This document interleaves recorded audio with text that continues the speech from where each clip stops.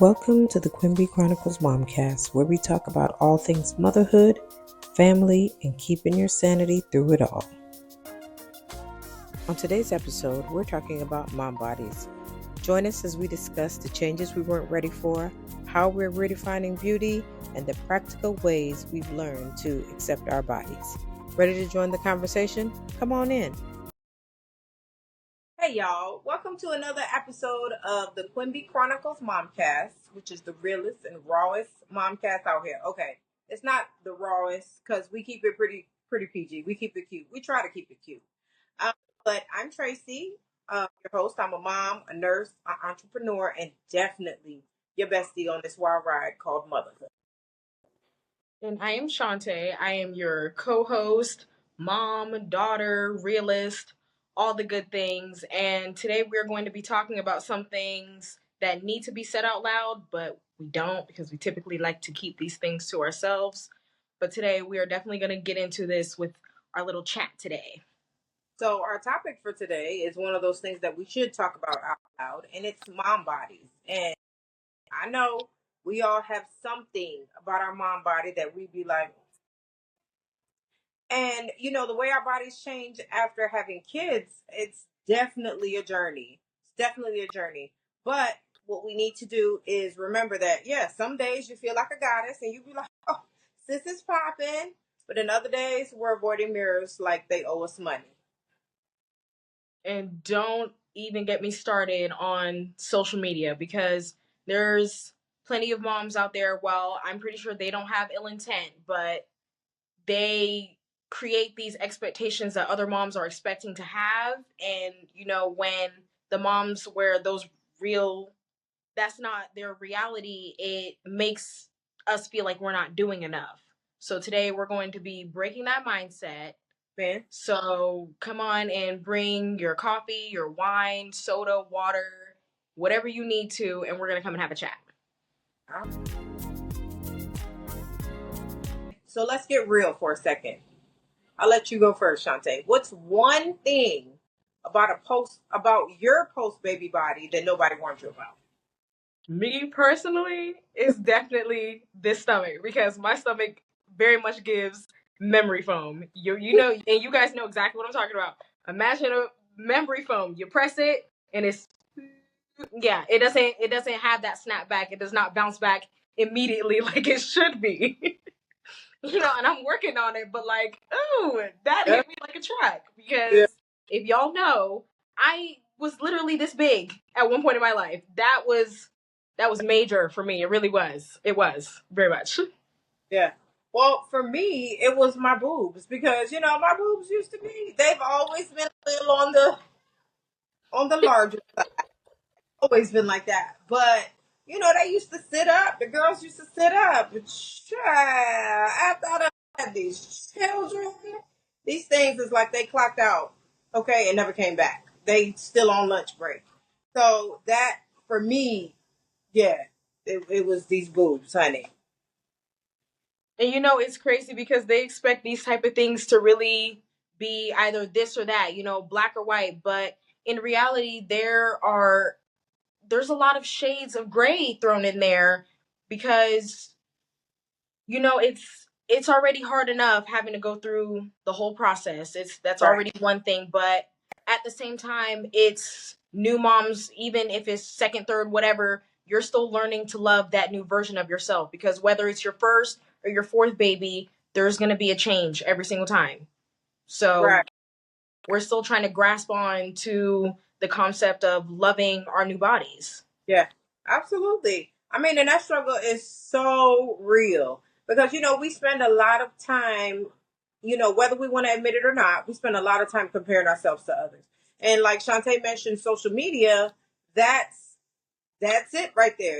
We spend so much time comparing ourselves to these moms that are on social media and what the norms are, and it's like, what do you want to do? It's either you're ashamed or you snap back. So like there's no in between because I mean, I'm not ashamed, but I ain't snap back either. So I mean, and that's the thing, like, am I not supposed to love myself. And I think that is where we all need to be. And that's where the struggle comes in, because we see ourselves in the mirror, and then we see this body, and this body has been through a lot.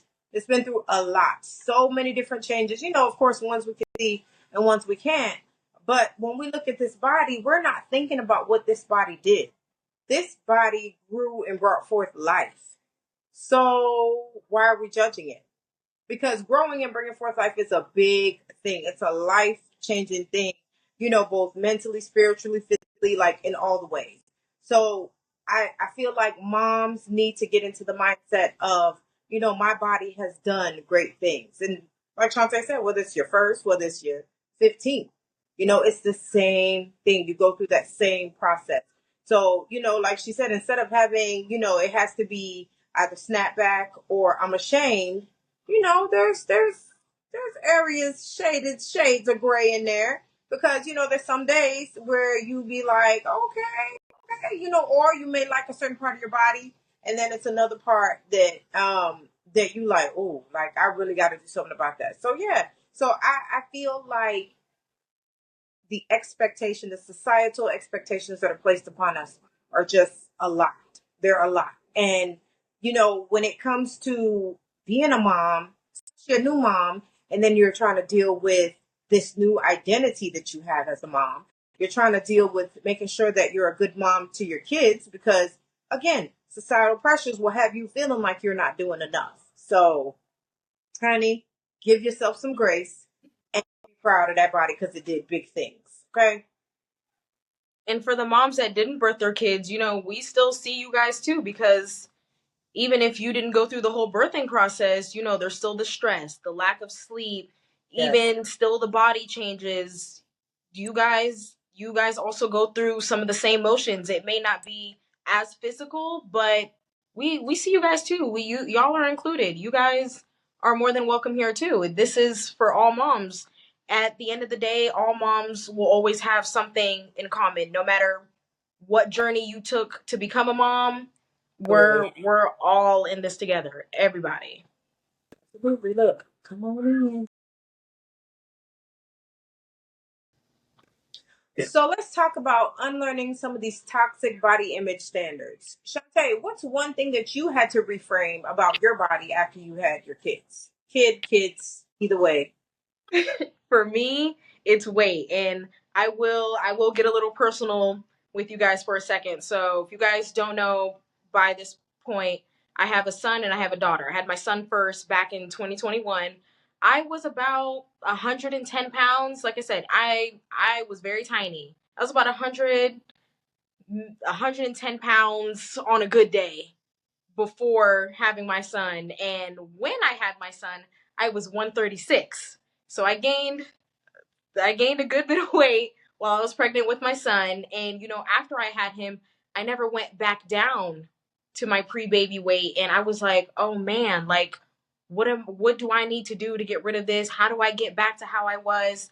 And it should have never been that way. It should have been, okay, how am I feeling about myself? Like, what's going on? That should not have been my concern at all. So I definitely went about that the wrong way. And with my daughter, I gained just about the same amount of weight, but did not go back down to my 120. I was about 125 when I was first pregnant with my daughter. And when I had her, I was about 140 ish. And now I have been cruising at 145 for the past, past about maybe 3 months. And, you know, it gets crazy on your mental, because judging by my BMI, I am considered overweight. I'm 5 foot. I'm 5 foot, 145 pounds. Yeah. I don't necessarily think I'm overweight, but by my BMI, I'm considered overweight, and that's not really something that a mom would want to hear. That's just not something that you know that should be taken. It should be taken very lightly, because how you feel should always trump with everything else. Mental should always be your number one. And I'm gonna add on to what Shantae was talking about too, because before I had Shantae, I weighed Oh my God. Person I weigh. I want to say I weighed like 125 because I was in the military, straight out of basic training, AIT. I weighed about 125. When I had her, I had gained 19 pounds the entire the entire pregnancy. So I don't know what number that is, but I gained 19 pounds. I delivered her on a Monday. By Tuesday, I was back down to my baby weight, my pre-baby weight. Now I will say I was definitely in shape then, of course, because I was in the military, so I was in shape then. Now where the issues came in were babies number two, three, well, two and three were really the issues. I started off at 125 with my now 18-year-old. Started off at 125.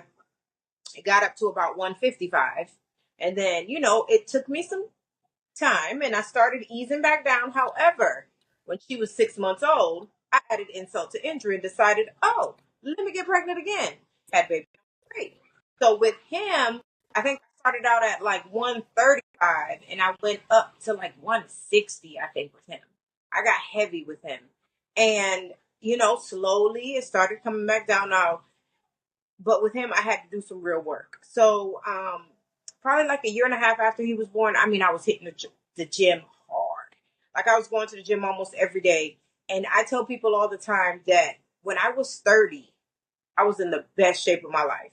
I felt the best about my body because I was going to the gym on a regular basis. I was paying attention to what I ate and stuff like that. Now, fast forward to 2018 and I'm 38. I was still in good shape. I mean, I weighed like 145 when I had her. When I got pregnant, I was weighing 145. When she was born, I was weighing 149. When I tell you she almost killed me, ooh, ooh, my Guys, quick little gone. PS. She's not kidding.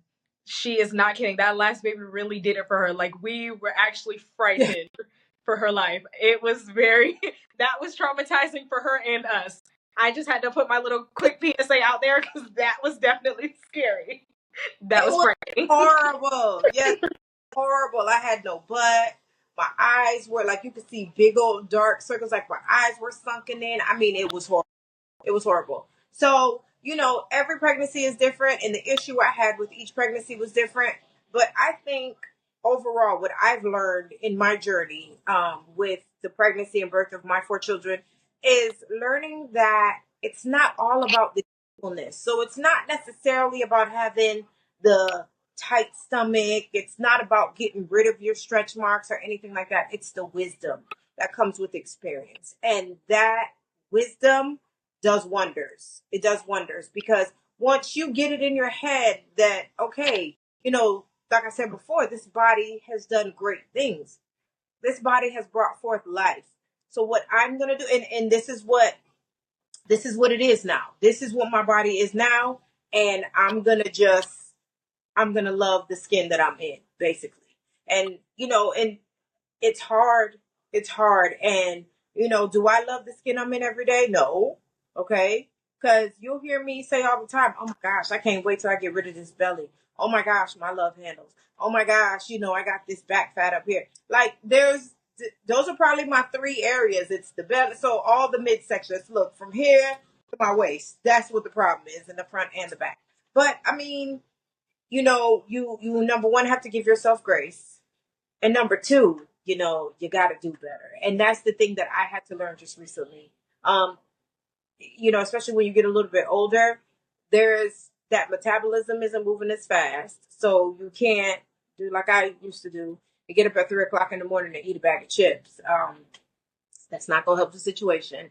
So I've had to get very disciplined with myself, and if there's a certain result that I want, not saying that I want to be back to the weight I was before I had Shantae, because I would look super crazy at 125 pounds now. I'm between 150 155, so I would look absolutely crazy at 125 pounds right now. Matter of fact, I was looking through some pictures where I was 145 and I was like, oh my gosh, I was so small, so I'm okay. Like I do love the skin that I'm in, and I'm learning every day to accept it and change my mindset to, instead of criticizing, remembering, hey, this body has brought forth life. 4 different times. So, you got to do what you got to do, and use that wisdom. And like Shantae was saying, you have to focus on feeling good instead of just what you look like. Yes, you guys clock it and get into it.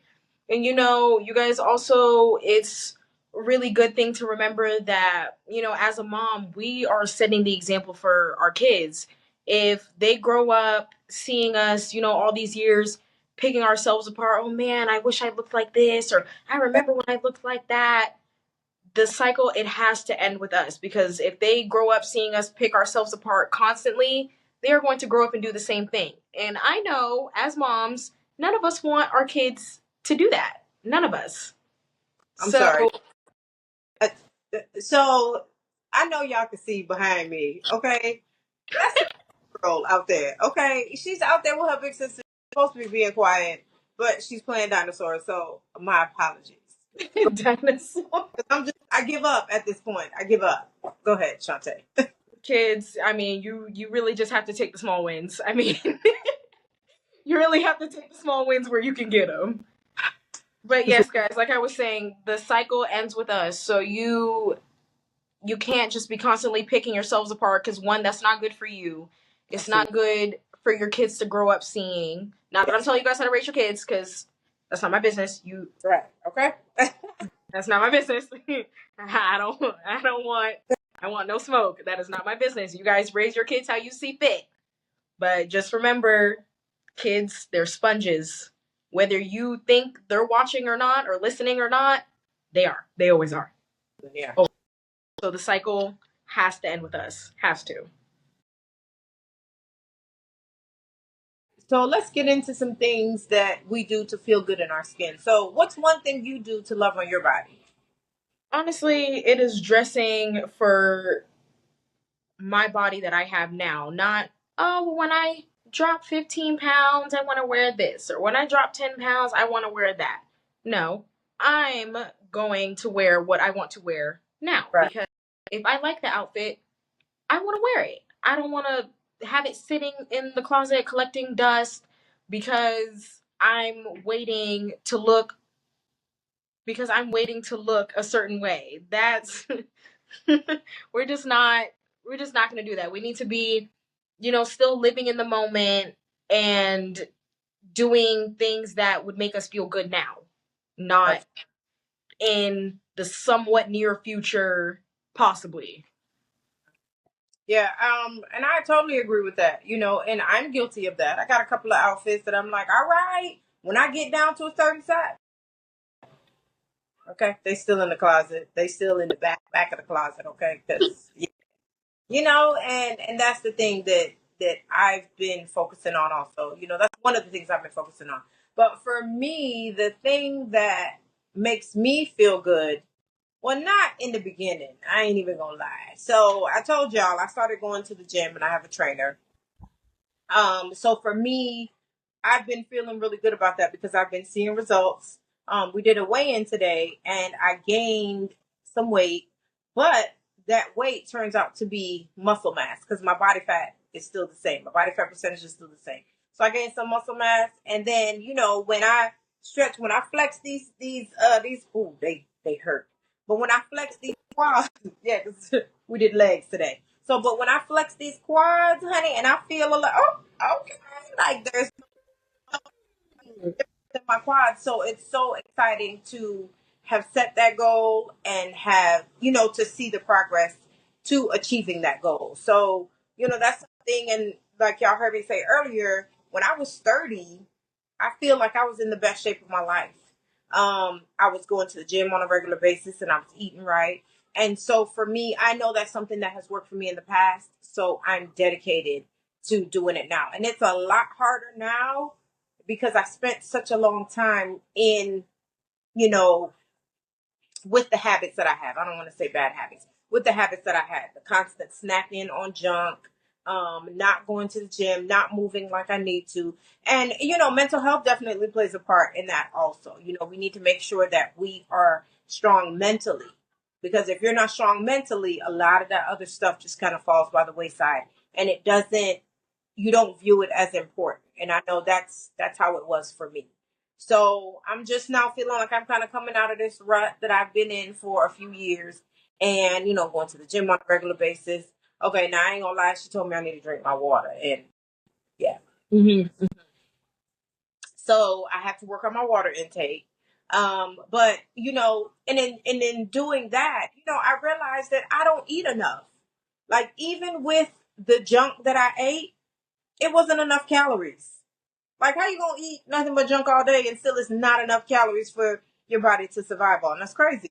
So I was like, okay, so I had my marching orders, and I need to eat every 2.5 to 3 hours, just to keep my metabolism up. Because, honey, once you get to be 45, that metabolism be like, I don't know, I'm backing down a little bit. So that's what it is for me. Definitely movement, and taking care of my body, because that's big for me now. Most of my kids are older, and I have grandkids, and I want to be able to be around and see grandkids, hit their milestones and stuff like that. So I know in order to do that, I need to get healthy, and then that plays into my body image. So yeah, it's movement for me. Movement is the thing for me.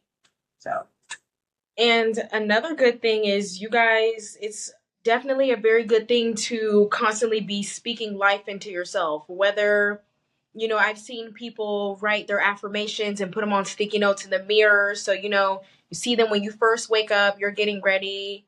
I am strong. I'm beautiful. I am determined.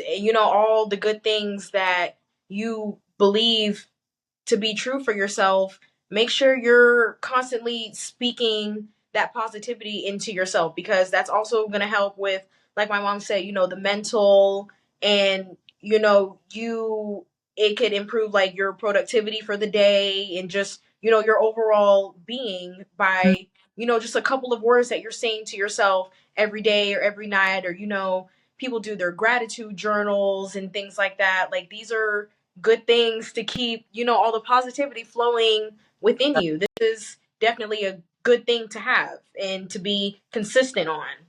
yeah. And actually, now that Shantae is talking about gratitude journaling, I actually have a gratitude journal that I made where I do a page a day, and it's different things. You have a daily, and then you have a week, so you can kind of do the outlook for your week. So I can put that in a link and put it in our bio, so you can check it out. And also, I am going to try to find a way to share some of the places that I get affirmations from, because if you're like me, I'm not that creative to come up with stuff. So there's a couple of accounts on Instagram. If you go to our Instagram, which I'll start sharing affirmations, because I think it's definitely beneficial. And I don't think that as moms, I don't think that we speak enough life into ourselves, as Shantae said. So those are two tools that work for me. They help. They're not a cure-all, but they help, and it's part of what I do. So I'd be happy to share it with you guys. So I will put the gratitude journal in the link in our bio, and then I will also start sharing affirmations to our stories on Instagram. So follow us on Instagram for your affirmations. Oh, and then like how Shantae was talking about the affirmations, and speaking life into yourself. A good rule of thumb is, if you wouldn't say it to your best friend, or if you wouldn't say it to your child, don't say it to yourself. That's a good rule of thumb. It's a good rule of thumb, because I know there's plenty of things that we want to say to these children that we don't. So why would you say it to yourself? I think that's a good rule of thumb. Y'all, this conversation was everything. I absolutely love, love, love this episode. And we hope that it's a reminder to you to, love on your body, to love on yourself, and give yourself grace. I think that's one of the things that moms forget to do the most. Give yourselves grace. So we hope that it served as a reminder for you that, your body is a masterpiece. So treat it accordingly. And guys, if this episode spoke to you in any way, please, please, please share it with another mom if this is something that she needs to hear, or even if it isn't, because we like talking to everybody. We're friendly. We like talking to people, and we're always here to listen. You guys can follow us at our IG Quimby Chronicles. We're Quimby Chronicles on all of our platforms. So it's easy to find us, and we want to hear from you guys and continue this conversation. Yep. So that is all for us. And we want you to keep growing. We want you to keep glowing. And we'll catch you on the next episode. Thanks for tuning into the Quimby Chronicles Momcast. Don't forget to subscribe, share this episode, and join us next time as we tackle more of the beautiful chaos that is motherhood.